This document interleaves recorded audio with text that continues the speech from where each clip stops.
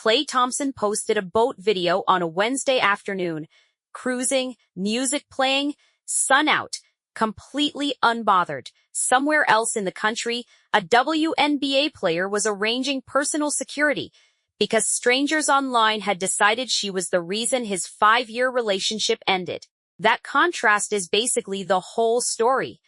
But it deserves more than a headline's worth of attention, because the way this unfolded says a lot about how quickly a false rumor can turn into a genuine safety issue in 2026, and how little accountability exists once it does. Let's back up to the actual beginning, because the sequence of events matters here. Megan Thee Stallion and Klay Thompson had been a public couple since last July. It was the kind of relationship that got documented in small, warm moments. Her cooking Thanksgiving dinner for his family, him renaming his boat SS Stallion, after her nickname in December. Genuinely sweet stuff. The type fans screenshot and hold on to for years.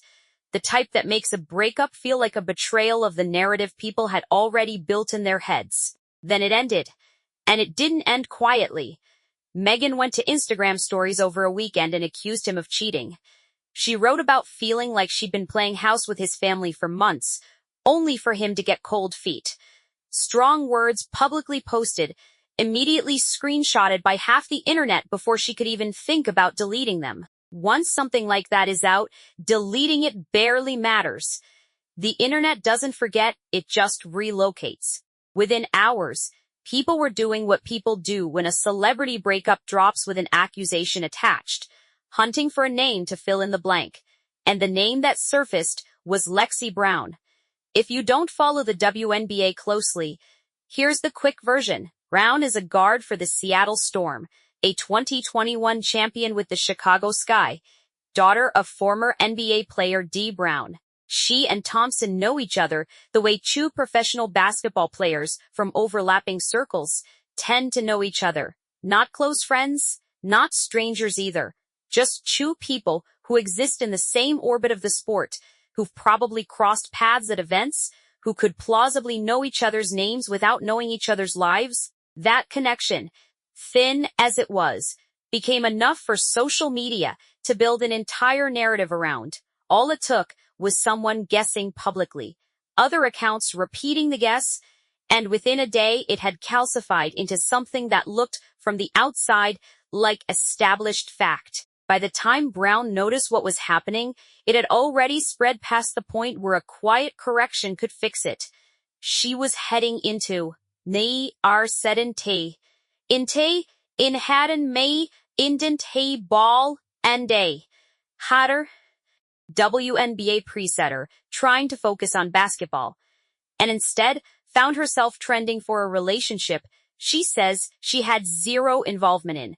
Imagine trying to prepare for a season opener while your name is circulating next to accusations from people who have never met you. She put out a statement denying everything, said it directly, no hedging.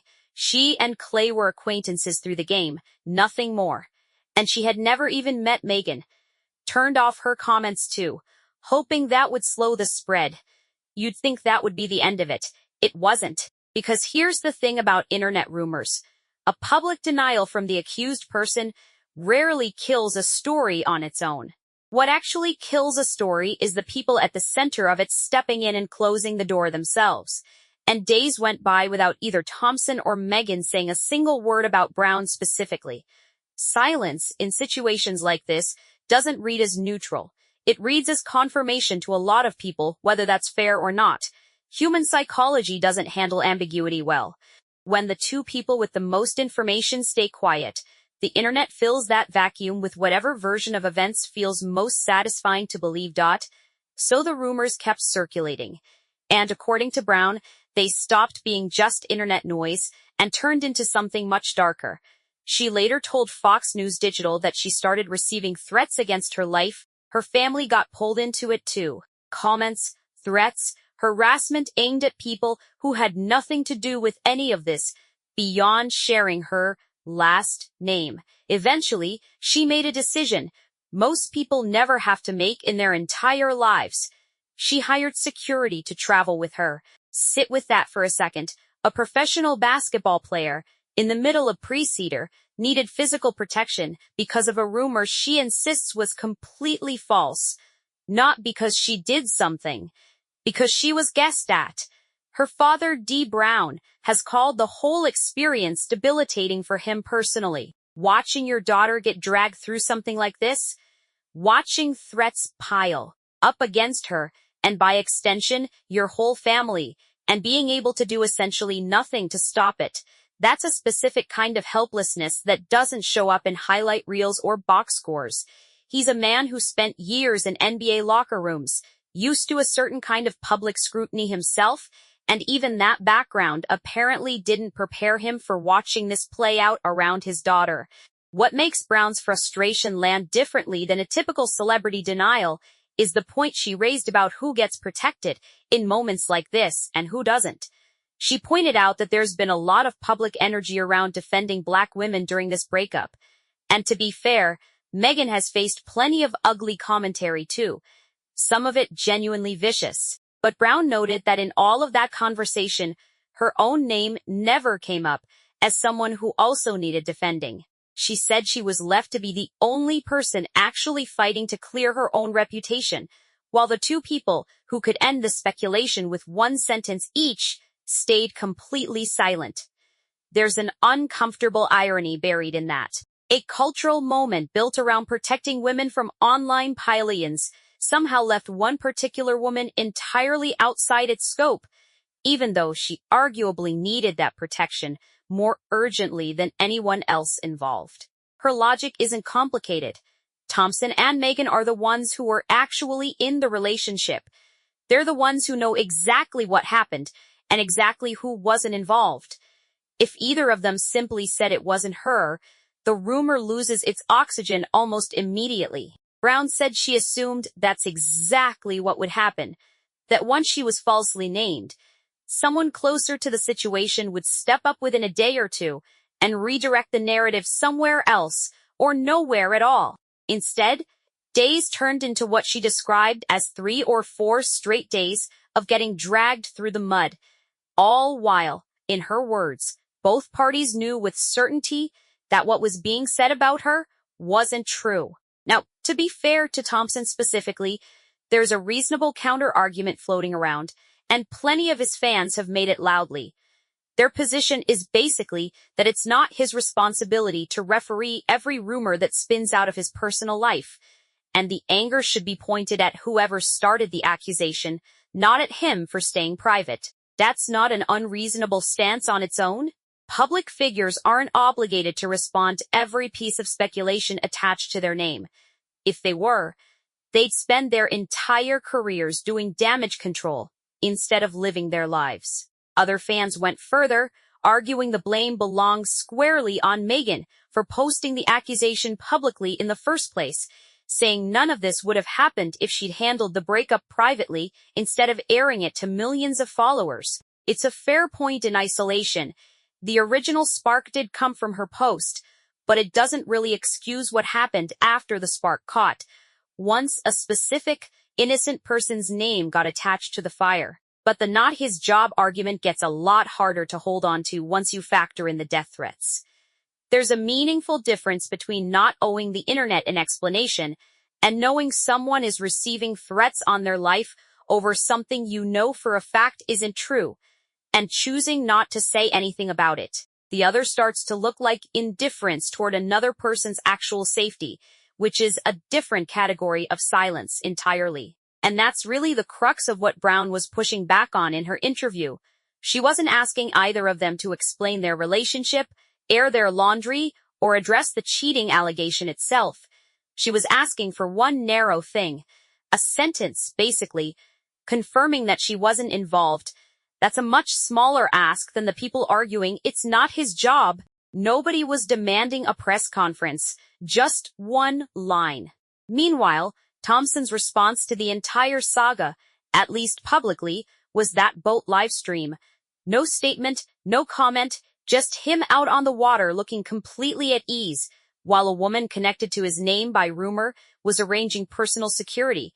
Whether that reads as him simply staying private or is tone deep given the stakes for someone else probably depends on which side of the internet you were standing on when you saw it. Timing matters in moments like this, and the timing here couldn't have looked worse if it had been scripted. Conchid. Megan, for her part, hasn't directly addressed Brown either. She confirmed the breakup and made her feelings about the cheating allegation very public, in detail, on her own terms. But the specific claim about Brown being the other woman has gone unanswered from her side too, which is worth noting because she's arguably the one who set the entire chain of events in motion. So, you end up with this strange standoff. Two extremely famous, extremely online people who could resolve a dangerous rumor about a third person with almost no effort, and neither one has done it. Not because they necessarily believe it's true. There's no real indication either of them thinks Brown was actually involved, but seemingly just because addressing it publicly isn't something either of them wants to do right now, for whatever personal reasons they're keeping to themselves. Brown's response to that standoff has been pretty clear-eyed, all things considered. She's not waiting around anymore for one of them to rescue her reputation. She's already denied everything herself, repeatedly, and she's now openly saying, on the record, to a national outlet, using her real name and her real story, that she thinks their silence is the actual problem here, not the initial rumor. The rumor was arguably inevitable in an environment like this one. The silence afterward was a choice, made twice over, by two separate people. There, quote, something almost ordinary and almost surreal about her situation at the same time. Ordinary? Because this is exactly how misinformation moves online now. A screenshot, a guess, a name attached with zero verification. And suddenly, a real person's physical safety is on the line over something that took less than a day to spiral. Surreal, because the person at the center of it has almost no actual connection to the two famous people whose breakup caused it. She's not an ex. She's not a mutual friend. By her own account, she's barely spoken to one of them and never met the other at all. That gap between how minor her actual involvement was and how serious the consequences became is what makes this story worth paying attention to beyond the celebrity gossip angle.